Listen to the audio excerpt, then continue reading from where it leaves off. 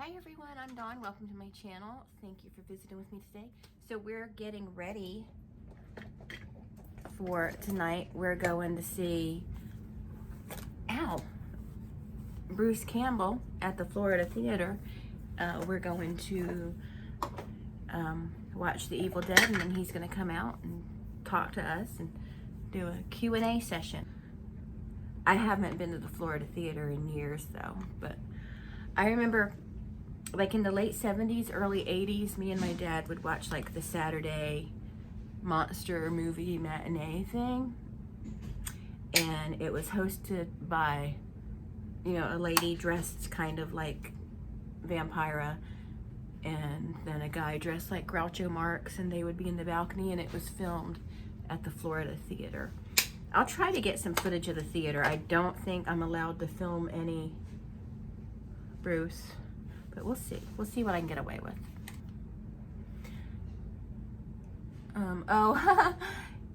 The other day, me and Marshall were out running errands, so we decided to stop at this place called European Street. I think it's just a Jacksonville thing. So, but if you're ever in Jacksonville, I recommend it. It's like a little sandwich shop, but it's really good stuff.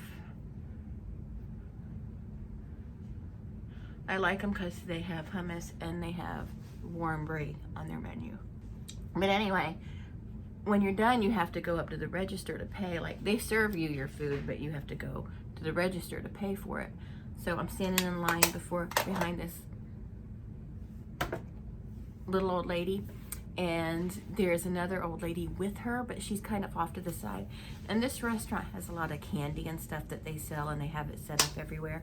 But the other old lady, the one that's not paying, is like grabbing candy and sticking it in her pockets.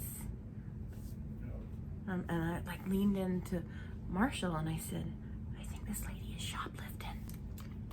And then they left, and she had her candy, you know, her pockets loaded up with candy.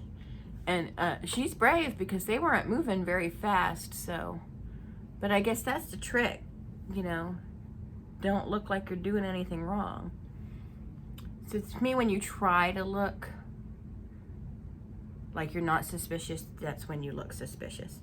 But she just was taking that candy like, you know, it was hers to take. And I mean, there were employees of the restaurant walking by and stuff while she was doing it. So either no one cared or no one realized it. So I saw The Evil Dead for the first time in 1984. My dad took me to the drive-in to see it. It was The Evil Dead and then A Nightmare on Elm Street. And I was going to see A Nightmare on Elm Street, but we figured, you know, the drive-in usually was a double feature. Yeah. And so that was my first time seeing The Evil Dead. And I remember thinking, what is this? I will admit, I didn't love it. I didn't hate it either, but I was just kind of like, I was there for A Nightmare on Elm Street, which I loved, and at the time it scared me. I was 14, so of course it was scary to me. That's not really scary to me anymore. Like, yo, you're not scary anymore. But I remember my dad made he made sandwiches with mayonnaise and stuff on them, and in one part of the movie, I was really sensitive about blood and guts and pus and stuff back in the day. Not so much now, but back then I was. And there was one part that just, I couldn't eat my sandwich. My dad made a roast beef sandwich just for me, and I just was like, I can't eat this. Because that was meaty and bloody and pussy and gross, and it makes me not want what's on this sandwich. So and I remember my dad took me home. My parents were divorced, and I lived with my mom because, you know, I had to suffer. And we lived on the 3rd floor. And my dad would wait till I got all the way up the stairs, but he said I flew up the stairs. And they both thought it was because of The Evil Dead, because I was like, the Evil Dead was so hardcore and scary. But the reason I ran up the stairs was mainly because of the one part in A Nightmare on Elm Street where the blonde girl, Nancy, or not Nancy, Tina is having her dream, and he's walking down the alley with the big long arms. That, to this day, that is the scariest thing. And I know it's goofy, I know it is, but it was scary when you're 14. That's scary.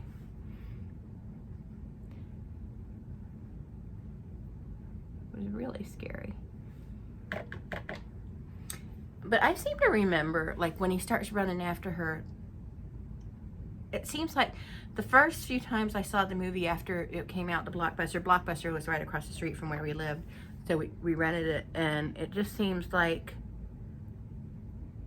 when he starts running after her with the long arms, when she sees him with the long arms, he starts running after her, he still has the long arms, and they're kind of silly looking.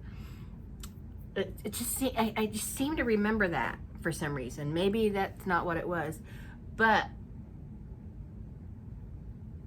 on the DVD, it's just when they show him with the long arms, and then they flash back to him running after her, his arms are normal length. So I don't know, maybe I imagined that, or maybe it was the thing they changed for the DVD. I don't know. But I remember thinking it was really stupid. Just go back to his normal arm size, because it doesn't look scary once he starts running. It just looks silly.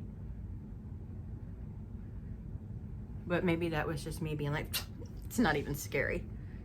This is not scary. Nobody's going to be looking at me anyway. They're going to be watching the movie and then looking at Bruce Campbell. I don't think I mentioned he is my first horror crush. Not counting Michael Myers. If I'm being realistic, then Bruce Campbell.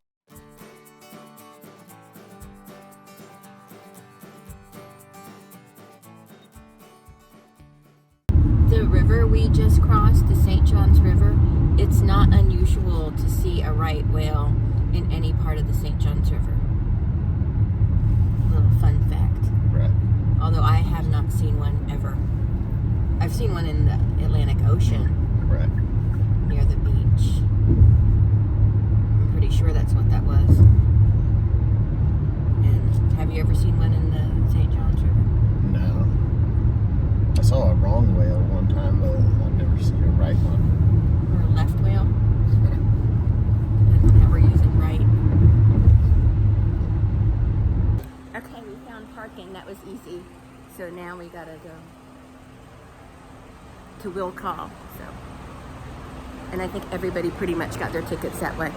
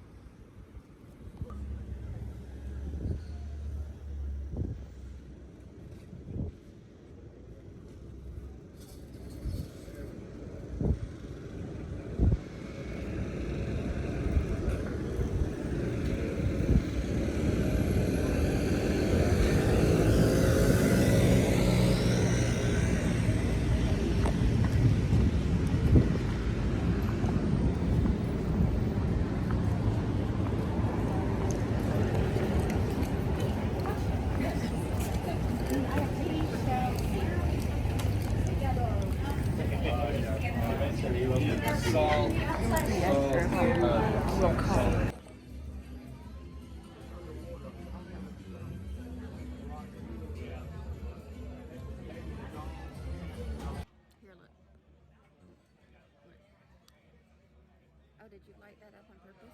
No, I didn't. I mean, you can. Lit up right at the time. Okay, we're here. Eric's playing Pokemon Go, and we're seated.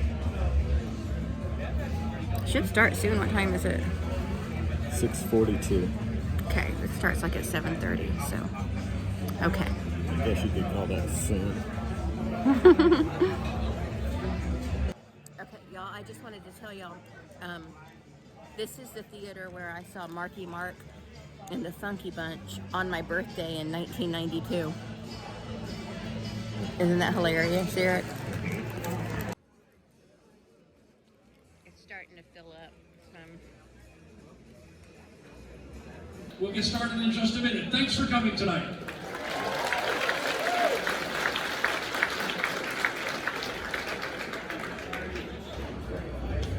Ladies and gentlemen, boys and girls, put your hands together for the master of disaster and the chainsaw champion of world wrestling, Bruce Campbell!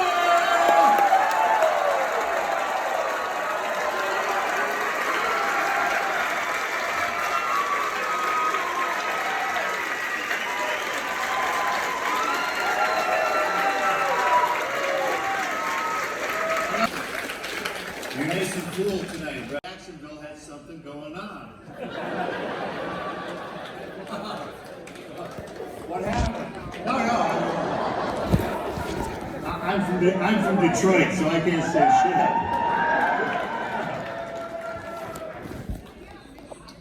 But this theater, holy crap, went out of business in 1980. It's perfect that they showed kung fu movies here. In this palace, with cheap subtitles. It was probably great, but wrong. This place, very, very notable. Elvis Presley, gyrated right here. Yeah, oh yeah. Oh, I'm gonna get arrested in Jacksonville. Watch out. I love the fact this town was pretty conservative back then. Yeah, back then. And they had a proclamation ready to go, like it was a subpoena. Like, ready to shove it in his pants if he did lascivious behavior on this stage. He had to go meet with the mayor. Look, Mr. Mayor, I'm not gonna do anything. That's just me and the kids just kind of having fun, man, that's it. All right, now, let's get out there and put on a good show. So, Elvis Presley, yeah, right here. Moral of the story is, support this place or they'll fucking tear it down in a minute. So, and thank you for supporting it. Thank you.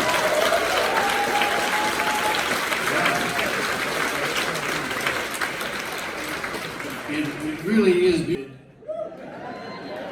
Right? Am I right? 94-year-old theater has seen some shit. To my understanding, this theater had an organist from years ago upholstered. So, is anybody up there? Are you aware that there are 2 haunted original seats? And why wouldn't you want to sit in those during the movie? Anyway, if anybody falls out of the balcony tonight, you got it. Well, it's very appropriate that you underachieve, I guess. One of them said that Sam Raimi took every bad idea he ever had and put it into a low-budget blender. That's what this movie is. That's what this movie is. Stephen King saw this film at a film festival in Cannes, France in 1982. And he really liked it. And he wrote an article and called it the most ferociously original horror film of the year.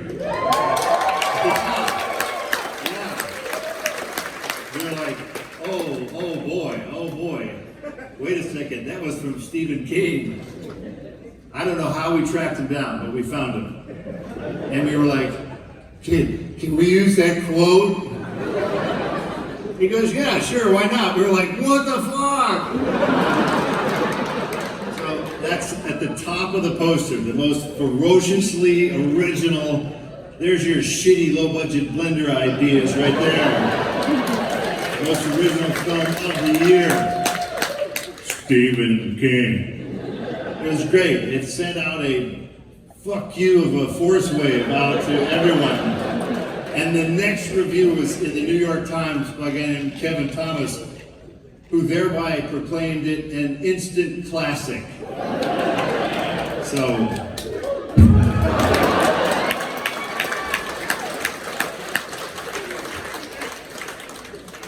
I think the early bad reviews really helped this movie. Because part of the reviews were like, it's unwatchable, it's unbearable. And then some people reading it go, well, then I have to see it. This movie was banned in Europe. Yes.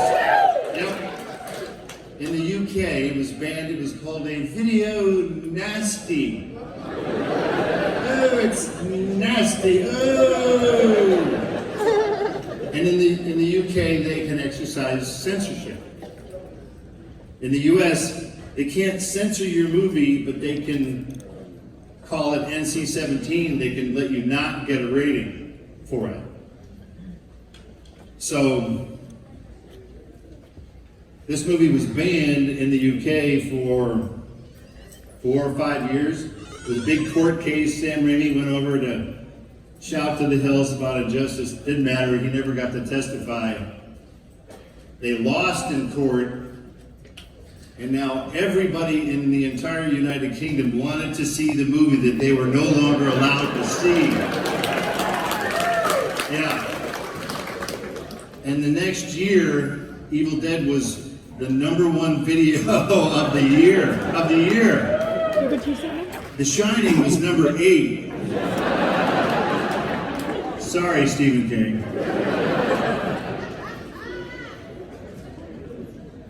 So it's nice when that happens.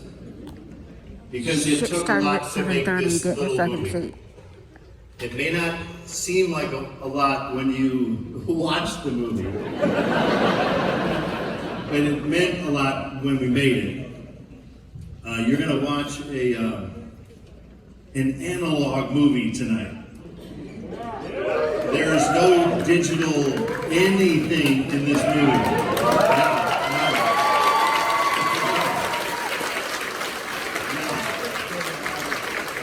This is made on Kodak film stock, 1979. You go to a fucking laboratory and you buy it. You buy the foot. If you don't have the money, see you later, man. You have to then take it back to the lab after you've exposed it through a camera that mostly wants to destroy it as it takes it through. Then you give it back to them, and then they give you what's called a work print. And you go, why is that a work print? Because then you put it into an editing machine that will destroy that. And then you go back to the negative and print a new work print. And it makes absolutely no sense at all. But it kept every slacker away from the film business. There were no slackers in 1979. You couldn't go to Kmart and buy a digital 4K blah, blah, blah with a tower of blah, blah, blah and After Effects and all that horse shit and make a movie for $5,000. It's not, sorry man, it wasn't happening in 1979. Not that I wouldn't have wanted that, mind you. We also had to get the money to make the movie. Has anyone ever raised money for anything here? Other than like Kickstarter or whatever? Like pulling teeth. Yeah, that's a good analogy. We got money from a dentist. Very good. We got money from a guy who, he goes, I don't invest in movies, but I do gamble in Las Vegas. Here's my Las Vegas gambling money. He made 30 times his money back. Yeah. That's a good bet. That's a good bet. And what's funny is sometimes it's really hard to get one investor, but if you get the right one, we got some money from a guy whose family invented the Delta three-way faucet. They sold a lot of those. This family was shitting bricks of gold. And a couple of them invested. And so you don't even have to meet them after a while. They go, oh, my cousin invested. Oh, there you go, I'll go in. So we had some people we never met. And other people, one guy, Sam Raimi, was at the processing, it was in the camera department of Kmart, getting a 50-foot piece of Super 8 processed, and he had a stack of like 10 of them. And normally you don't buy 10 of those. There's no one shoots that much amateur footage. And there was a guy standing in line, and he looked at Sam and he goes, "Why'd you buy so much of those? Did you go on a trip?" He goes, "No, I made a movie." The guy goes, "Really? You made a movie? What do you make them?" "Oh, it's called this or that, because we're going to use it to raise money for a feature film." The guy goes, "Really? You think you're going to do that, huh?" He goes, "Yeah." He goes, "Here's my card. Let me know if you ever get serious." Sam goes, puts it in his pocket. 2 years later, he's on the phone with the guy. "Hey, remember me? I'm the guy at the Kmart counter processing card. Now we want you to invest." And we got money from the guy who could not, we made a Super 8 version of what you're going to see here to show investors, to let them know, like, it'll be like this, only better.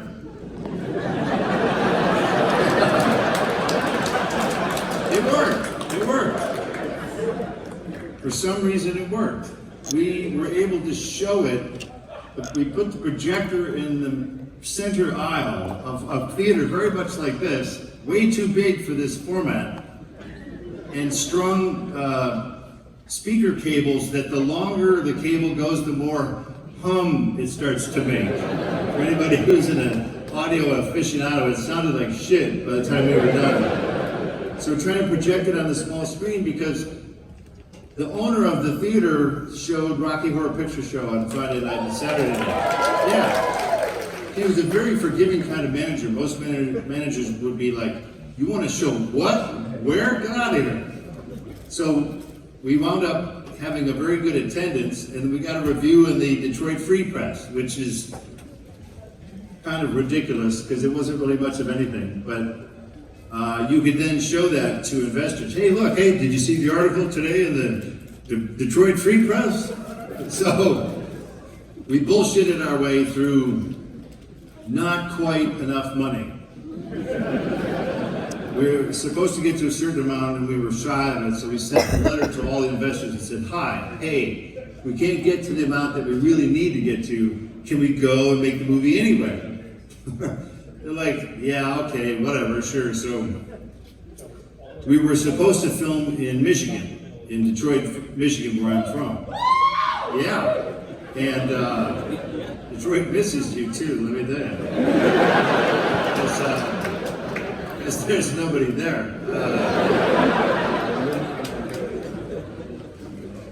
But Detroit had a very, very cold winter ahead. And we were late raising money, so we thought, let's go south, let's head south.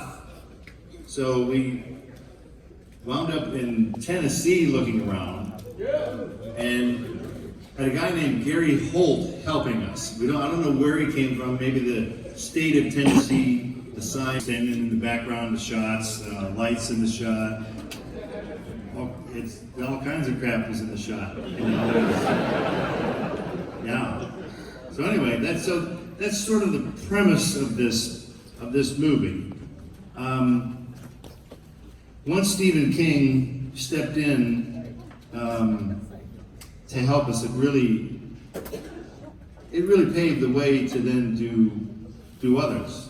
And so, you know, I will never say anything ill about this movie because it got us all into this ridiculous business. And so it was a very fun experience, but I'm okay having this trapped in a little time capsule where you can watch a cute little me running around going, "Hey, what's going on?" So some of you may have questions. Let's open it up here. You don't need to stand in front of a microphone. Get our lights out. Yeah. Were you just scratching yourself? Sorry. Okay, no problem. Yes. Will I sign your laser disc? Yeah. That was a COVID signature right there. No, but thank you. Laser discs are very cool. Yes, hello. Did I really what? Hurt my ankle in this movie? Yeah, thanks for bringing that up. Because we shot in a real area that was in a real, they called it a draw down there. We had a hillside, and the hillside looked like a perfect spot for a graveyard. For long periods, while they film a little kid, which is awesome.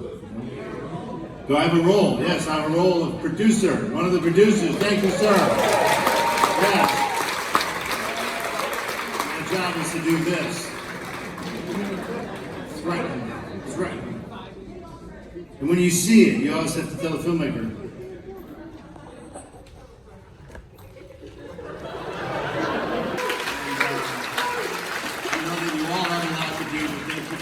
tonight. Without further ado, I give you Evil Dan.